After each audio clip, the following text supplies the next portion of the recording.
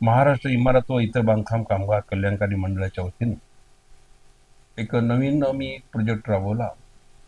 Project राबवायचं कारण हे होतं की तालुक्याच्या ठिकाणी जे कामगार असतात त्यांना जिल्ह्याच्या लेवलला येऊन त्यांना नोंदणी करणं, आणि ते कामगार डेली रोजवर असतात. त्यामुळं एक दिवस आलं तर त्यांचा दिवस पुरा जातो. त्यासाठी तालुक्याच्या ठिकाणी नोंदणीची कार्यालय चालू करावीत, सेतू म्हणून त्या चालू करावं, असा एक प्रकल्प आम्ही इथं राबवला गेला.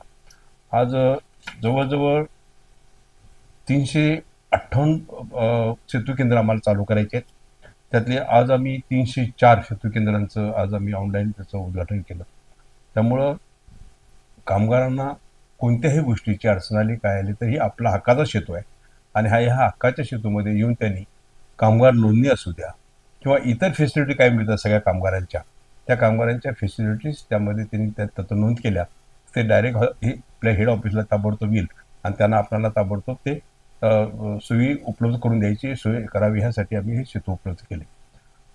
त्याचबरोबर कामगारांसाठी जी आपण स्पेशलिटी देतोय त्याची पुस्तक आम्ही छापली. ते पुस्तक छापलं, त्यामध्ये सगळ्या त्यांच्या स्कीम्स त्यामध्ये ह्यामध्ये घेतलेल्या आहेत. त्या स्कीम कशा करायच्या, त्यासाठी डॉक्युमेंट कुठली सबमिट करायची, ह्या दृष्टिकोनातून ही मार्गदर्शक पुस्तकं त्याचंही आज कॅबिनेटमध्ये याचं ओपनिंग झालं. त्या दृष्टिकोनातून आम्ही तो प्रयत्न केलेला आहे. तिसरी गोष्ट आहे की आज बॉयलर इंडिया, आमच्याकडे बॉयलर डिपार्टमेंट असल्या कारणानं बॉयलर इंडियाचं एक मोठं एक्झिबिशन, इंटरनॅशनल एक्झिबिशन आम्ही वाशीला भरवत आहोत. तर त्याचे 25, 26, 27 सप्टेंबरला हे वाशीमध्ये मोठं असं हे एक्झिबिशन भरलेलं आहे. त्यामध्ये बऱ्याच व्हरायटीज बॉयलरच्या आपल्याला बघायला मिळतात, क्वालिटी बघायला मिळते, आणि देशामध्ये परदेशामध्ये कुठल्या टाईपचे बॉयलर होतात त्याचं एक मार्गदर्शन आपल्या इंडियाला मिळतं.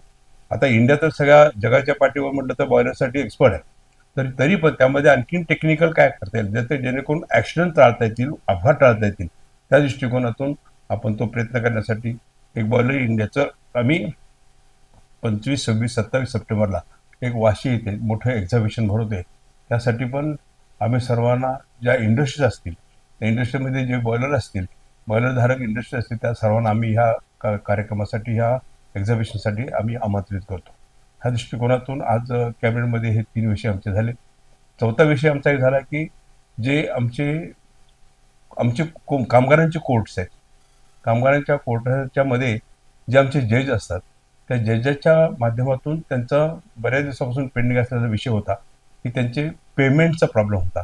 आणि सुप्रीम कोर्टाने, हायकोर्टाने जे निर्देश दिले त्या निर्देशांचं तंतोतंत पालन करून त्यांच्या पेमेंटमध्ये आम्ही वाढ व्हावी, ह्या दृष्टिकोनातून कॅबिनेटमध्ये तो विषय आणला, आणि त्या कॅबिनेटमध्ये विषय तो मंजूर झाला, आणि त्या पद्धतीने त्यांचीही वाढ होईल. ह्या दृष्टिकोनातून 4 विषय आज कॅबिनेटमध्ये झाले. त्यामुळं आणि सगळ्यांनी एकमताने त्याला सगळ्यांना संमती दिली. त्याबद्दल मुख्यमंत्री असतील, 2 उपमुख्यमंत्री असतील, त्यांना मी धन्यवाद देतो.